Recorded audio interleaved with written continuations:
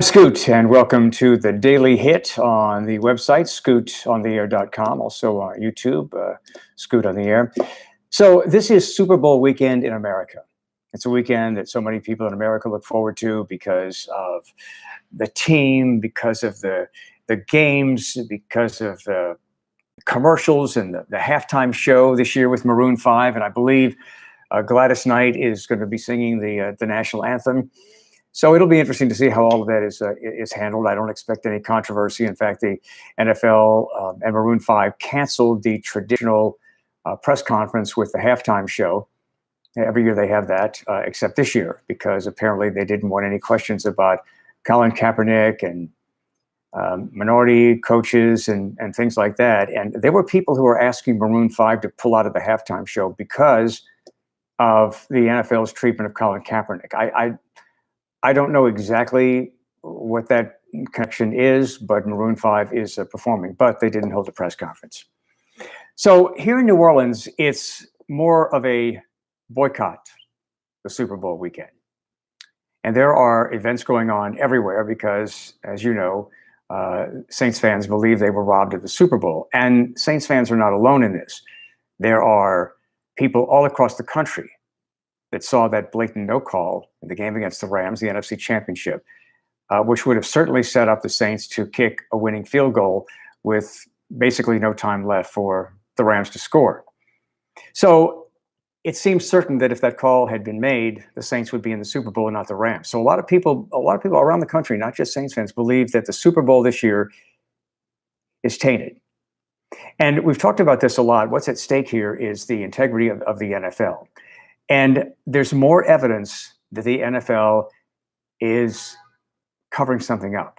There's more evidence that the NFL is not being honest, in particular, Roger Goodell. And I guess it's disappointing when the NFL commissioner and the NFL starts to act more like a politician and a political party, because that's what's happening. Let me share this with you. Roger Goodell said at his press conference, he said, and listen carefully. He said, listen, we understand the frustration of the fans. I've talked to Coach Payton, the team, the players. We understand the frustration they feel right now, and we certainly want to address that. I'm going to read that one more time. And you tell me what you think Roger Goodell is saying. Listen, we understand the frustration of the fans. I've talked to Coach Payton, the team, the players. We understand the frustration they feel right now, and we certainly want to address that. Doesn't it sound like Roger Goodell said that I've talked to Sean Payton, the team, the players, and we understand the frustration they feel right now. He said he talked to the team, the players. That's a lie. He didn't talk to them. And Zach Street, former Saints offensive lineman, called a few players that he knows, and they didn't hear from Roger Goodell. But here's the most disappointing aspect of this. Here's what the NFL has done.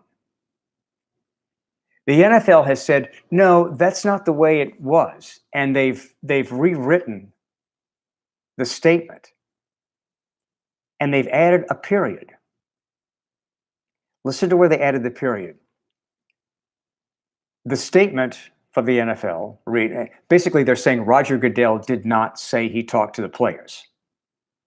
But he clearly did, because he said, I've talked to Coach Payton, the team, the players, and we understand the frustration. So he said he talked to the players. Well, the NFL says, no, he didn't say that. And so they've issued a statement that says, in writing, it says, I've talked to Coach Payton, period. The team, the players, we understand their frustration. So he's trying to separate, the NFL is trying to separate the sentence to make it seem as if he didn't say he talked to the players. Now, you can judge this the way you want to. I'm judging it the way I heard it, the way I think it was intended. And I think Roger Goodell was trying to make it seem as if he talked to Coach Payton and the players.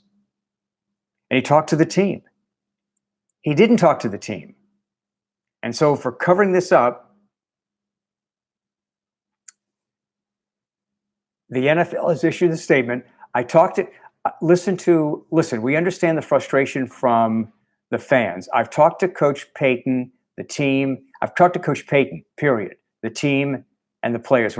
See, that the period doesn't make sense because when he says, listen, we understand the frustration from the fans. I've talked to Coach Payton, the team, that's the way it was intended. So again, this is just a disappointing example of how the NFL and Roger Goodell are trying to play politics with this issue. And if they're so innocent of anything that's questionable, why are they covering it up? Or why are they working so hard to make it seem as if they're not doing anything wrong? Anyway, one of the big things going on this weekend is at Rock and Bowl here in New Orleans. It's a place it's a rock venue and it's a bowling alley. It's really a very, very cool place. At Rock and Bowl, John Blanchard is going to replay Sunday afternoon. Is going to replay the Saints 2010. It was a 2009-2010 season. The Saints Super Bowl game against the Indianapolis Colts. And then Bag of Donuts is going to be performing at Rock and Roll, so that should be fun. A lot of people will be going to that. There's a parade, a second line parade through the French Quarter Sunday afternoon. Boycott the Super Bowl.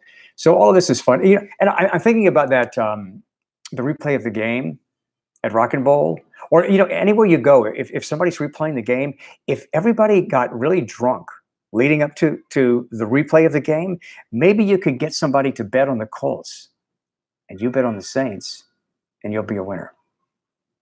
I'm Scoot. Don't forget to join me on WWLAMFMN.com and continue to check the scootontheair.com website for daily updates Monday through Saturday between 9 and 10.